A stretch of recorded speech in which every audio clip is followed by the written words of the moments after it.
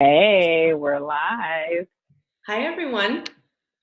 I'm Nikki, and I help entrepreneurs regenerate the ecosystem, social equity, and themselves. Hey there. And I'm Lakita Williams. I work with entrepreneurs to build and design their company culture. Together, we are doing a series of tea and talk Q&As and also offering services to businesses and organizations, purpose-driven businesses and organizations that want to do company culture work that has diversity and inclusion at the center. Thank you for joining us. Yeah. Thanks for joining us. This is our third Tea and Talk, Nikki. I feel like it's flown by. I know. And speaking of tea and talk, I wanted to just name the tea that we're doing today. So this mug for me is really special because it's a Thomas Kinkade mug.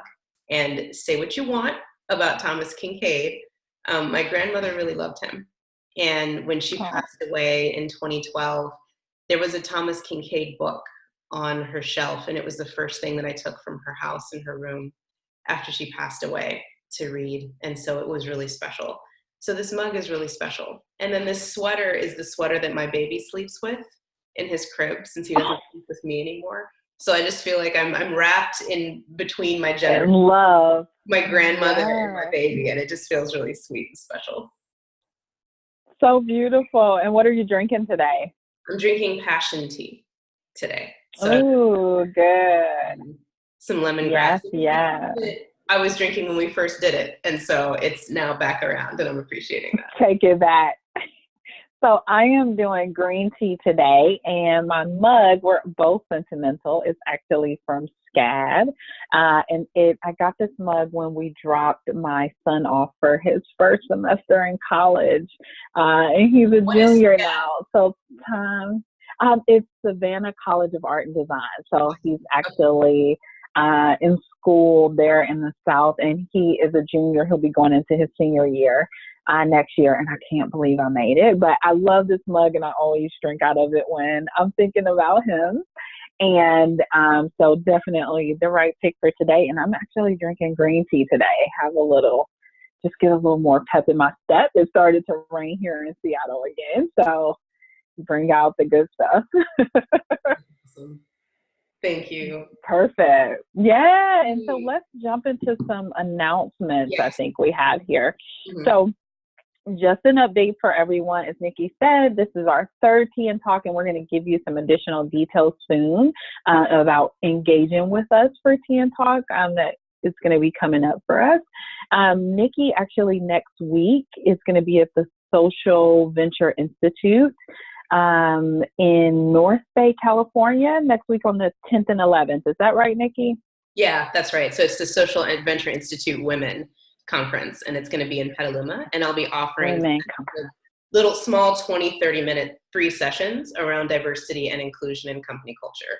So if you happen to be there, you can hit me up there in person.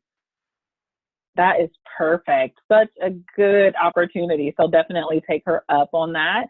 And for my folks who will be at Boulder Startup Week, or visit in Boulder or live in Boulder, definitely come see me there. I'll be there May 15th through the 17th, leading a session on both company culture and systems to support inclusivity, as well as doing some 30-minute sessions there where we can offer some coaching and do a little bit consulting around your company culture and inclusion. So we are super excited to connect with you guys out in real life, in person. So definitely hit us up or DM us if you'll be in any of those areas in the coming weeks. Yeah. And then we're going to be continuing these Tea and Talks as well. So look out for an announcement about we're just taking a couple weeks off to reset. And so if you have questions, do send them along, because we're going to be aggregating them during that 2-week reset, and then we're going to come back in action. So today our topic is actually us and who we are and why we work. And a part of why that felt really important is because the why and knowing your why as you're building a company, or even as you're doing your company resets when it comes to your purpose and your mission, the seed of your why is the thing that helps grow an inclusive culture. knowing it, sharing it, being clear about it. So we wanted to share that for ourselves and just give a little bit of background. Well, there's two Black women, two Yeah. mamas who are doing such system-driven work. And I would love to begin with you, Lakita. Sure. So, a little bit about my background. I actually started my corporate career in sales, which gave me a huge opportunity and like hit me one-on-one with like management one-on-one after going into leadership there. And then decided to pursue a master's degree in social work. And with that master's degree, the focus was always on bringing this idea of social work, systems thinking to companies and organizations in order to make better workplaces. So as long as I can remember, that's always been a part of my personal mission. That really accelerated for me when we had a medical challenge with our youngest daughter, and I was trying to manage that and lead in a team and work. And so it really hits close to home. And I certainly believe in the transformative power of work and connections that you can have inside organizations, and wanting those or that to happen for the good rather than for things that are negative. That we've seen in many, many company cultures. So after that, I joined Amazon naturally to bring some focus on company culture and employee experience there, and worked on employee experience programs, organizational design, and also coaching there, and became a certified coach during my time there. And it's just been the perfect culmination of bringing all of those things together. So working with leaders across organizations, working on culture specifically and the systems that impact how our culture is expressed, because it's super important. And in addition to that, doing some direct coaching. So after finishing up with Amazon, went on to launch CoCreate Work, in which I've been the founder for about 8 months now. And this has been a wild journey. And in my work, I primarily partner with founders of organizations and their teams to talk about what exactly does your culture look like. And as you are growing, how do you want that culture to look? And what systems do you need to put in place to support that? So we work on everything from purpose and how to create a purpose-driven organization, how to create an organization that's primed for learning, which is super important right now.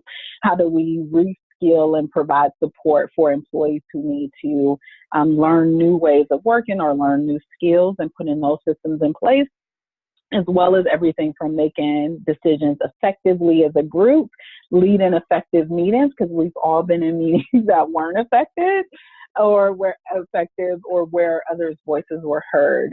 So we work on all of that from end to end, and really taking a coaching approach to all of that.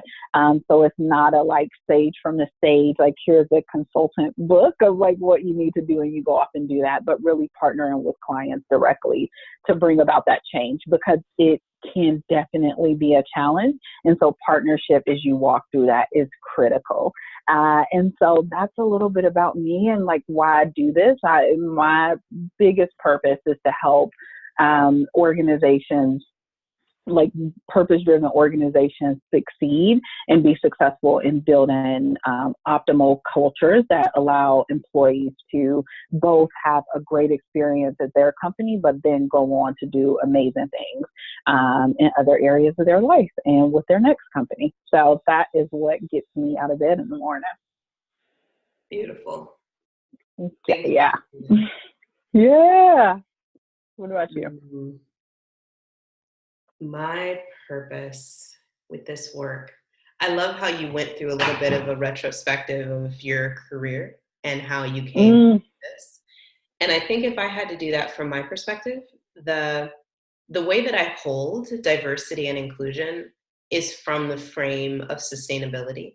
And I fell in love with sustainability in college as a concept because it just felt much more holistic than environmentalism. Because the strict definition of sustainability is healthy economies, healthy ecology, healthy equity.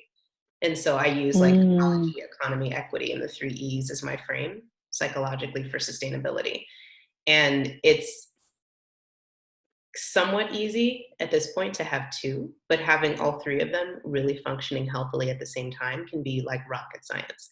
And I've devoted my entire career to trying to balance the three of those for real. And so I look at the social equity piece of sustainability and how balancing social equity when you have environmental goals. If you're in the nonprofit sector, you're not trying to make personal money, so your engagement with the economy looks really different. And now I'm really, my firm, Soil and Shadow, that I've been running for 5 years, got really interested in the for-profit expression of that, because trying to actually make a profit in the current system in a way that has social equity and the environment healthily balanced is calculus. And so I'm really interested in supporting the triple bottom line in both businesses and nonprofits that manage that. And I think the only other thing I would say is the systems part of me with diversity and inclusion. I've said this before, and I feel like I'm going to say it almost every tea and talk, that to have diversity is something that you can try to plan around and manage around, and attracting more people of diverse backgrounds into your business or your organization. But then company culture is like, it's the sandwich, right? So you get diversity, then you have a really good company culture, and your healthy company culture is what leads to inclusion. So there's a way that diversity and inclusion, the and, is right next to company culture, which is a part of why I'm so excited about Lakita and I's partnership, because having a healthy company culture is what means that everyone has agency.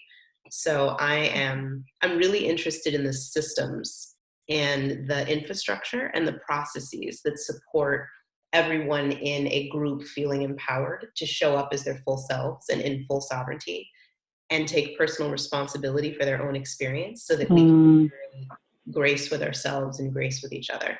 That's a little bit of the behind the scenes for me and why I do this work. Yeah. It also felt important to name because Lakita and I are a partnership.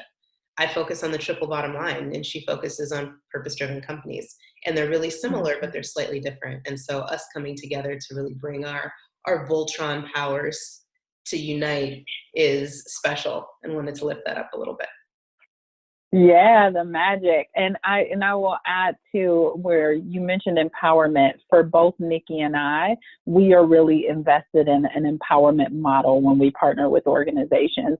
So we are there to help you better understand how to identify these tools, how to use these tools, and how to leverage them within your system, which is your organization, and adapt that way after we're gone, because it does take continued investment and continued work.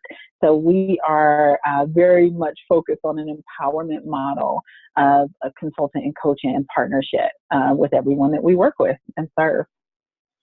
Exactly. Yes. So speaking of empowerment, let's go get to some Q&As here. I had a question come in last week, and I'm so sorry that I didn't get to that question last week, but we're going to get to it now. So it's from a woman who says that she works with social justice organizations on strategic planning and deep engagement. A need for self-reflection, personal and organizational, almost always arises. Can we talk about how we can use emotional intelligence frameworks to develop the self-awareness to sustain movement work? This is a really good question. And I think, so how to use emotional intelligence frameworks to develop self-awareness further and helping to sustain social justice work. Is that right? To sustain social movement work, yeah. Social movement, perfect. Okay. So the one thing that I'm going to start with or recommend that anyone start with when they're thinking about self-awareness or trying to increase self-awareness is this idea of reflection. So sometimes you are going to notice that you have a reaction or need to be more socially aware in the moment. Sometimes a few minutes will pass, or it'll be the next day, and you'll recognize that you are having some sort of feeling or reaction to something. And at that point, it's really important for reflection. I think also what I recommend is constant reflection. So for some people that's meditation, for some people that's journaling, for some people that's just walking. And I know that this sounds really personal, but the personal is the professional, right? You bring yourself and your personality to the work that you do every day. And so the work really needs to start with you. So start with reflection would be my recommendation. Like, what is causing this reaction? What specifically was it when this person said, or when I experienced this? Here is how I started to feel. And sometimes you'll notice the feeling before you know exactly what it is that caused you to feel that way. So then write out or think about specifically how did you feel at that time? And then take this question, which is, what would someone with the complete opposite view of me feel? If I feel this way about this particular situation or what's happening, what would someone with the opposite view take? And sometimes that can take you to a place that's really way outside of your comfort zone. And that doesn't mean that you accept it, right? But what it allows you to do is like to really put yourself in the place, or, in the footsteps of someone else, which is a part of what empathy is to understand someone else's perspective. But when you say the complete opposite view, I think it just helps to wrap you more and put you in that situation more. And then once you understand that other persons are thinking about that perspective, then that helps to bring, like, how does this then mesh with the way I'm viewing the situation? Is there a different way for me to think about it, or is it not? Sometimes having empathy or awareness of someone else's position doesn't change your position, but it definitely helps you to constantly check your position or be aware of how you're viewing a situation. And then acknowledge what you're feeling. And again, it doesn't mean that you have to change your perspective or what you're feeling, but at least in doing this reflection exercise, you're thinking about it in a very deep way, which is critical to self-awareness. Like, you have to think about what is an opposite view of this. So that would be my recommendation, would be around reflection. What about you, Nikki? Anything to add to this one? Yeah. So I love that you started with how someone is feeling and starting with reflection, because I feel like mine was actually pretty systems oriented, which was around having tension and conflict and challenge based procedures within organizations, especially movement based organizations, that begin and forward self-action as the resolution. So if there's a conflict, or if there's tension, or if there's anything coming up, starting with individual, how can I change my own behaviors to resolve some of my discomfort? And that being the first step before looking at the system, before looking at the other person with whatever it is. And then those things can come in later. But by beginning and having the conflict resolution policy be, I'm not going to actually hear you talk about each other. I'm going to hear you reflect on how you contributed to this situation and what you're going to do about it. And separate it from the other person for a second. I feel like when I've seen that done, it's nuanced, and it can be very difficult, because I also feel like a lot of my experience with social justice and movements is that attending to the systemic harm can become the first step and can become the first frame for dealing with things. But then that means that it's external. And I think reestablishing one's sovereignty, that I actually have control over my space and agency over my space and agency over my ability to care for myself, can just help reset a conflict, so that then attention to the system and to the external circumstances comes from a place of power. That's what I would say to that. Yeah, I love it. I am also having a thought around just this place. Like, I think we both confirmed this, like starting with self first, and thinking about like what is it that you're feeling and what is your position, and starting the walk from there, because the conversations just happen so much easier when you start with yourself and ownership for how you are responding to a situation. And again, it doesn't mean that anything changes, but it's just you're starting from self first, which I love that you added that. And I think that is something that organizations can really build in as a part of their culture. If we talk about like, here is how we approach things as well. So we have another question. Let me jump to it. I'm going to pull it up. And we're going to do this one in brief to make sure that we get everybody off. And I also wanted to give a shout out to Marie Hunter, who is watching and commenting up a storm. Hey, girl. Hey, Marie. All right, perfect. Okay, so I think this question came around, yesterday was Equal Pay Day for a group of women, but we know that Equal Pay Day for women of color comes much later in the year, so a lot of work to do there. And someone came with a question about that they were getting a lot of pushback about talking about Equal Pay Day, and asked if we had any insight on how to navigate pushback and how to deal when a culture is not supportive of these sorts of conversations. Mm-hmm. So, yeah, this is a real one, right? And part of my diversity and inclusion work, and part of why I also say to start with the self, is I usually ask myself the question, how generous can I be in whatever circumstance I'm in before I start to change things? Because ultimately, that may not be the right culture for you, especially if it's not supportive, okay, and you're a woman. But before you even start to get there, I feel like the first question is, how generous can I be?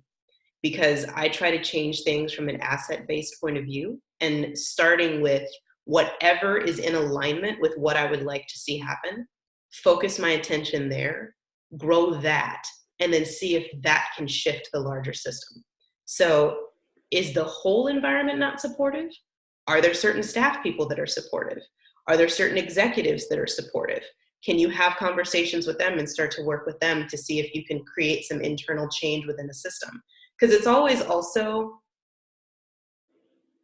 seeing if you can shift things before choosing to break relationship is the way to build connection and strength in the world, period. So if you are going to make a decision to leave a place because it's not supportive of that culture, knowing that you did what you could to try to maintain and shift the relationship in a healthy direction will also help you look yourself in the mirror at the end of the day. So start with generosity with yourself, with them, see where there's momentum, see if you can forward that momentum, and then do everything you can before you make a decision to shift. Those would be my recommendations. Good one. I definitely concur with this idea of, well, first I would just say sometimes the loudest voice, it doesn't represent what other people are thinking. And sometimes voices for good aren't heard over the shouting of a voice that's having pushback around this an idea like diversity, inclusion, equity. So, and it's not for you to solve that person, right? So I would just say, and you could choose to engage with this person, or you could choose to, as Nikki said, engage with others who are supportive of the mission and what needs to change within the organization. And so my recommendation would be just to take a step back and do some analysis there. Ultimately, just someone who does systems work, if the system doesn't support it, and there is no momentum to turn things around, it might not be the right fit for you. It takes a lot of emotional work to be a sole person or one of very few trying to push back against, anything, exclusion, racism, sexism in an organization.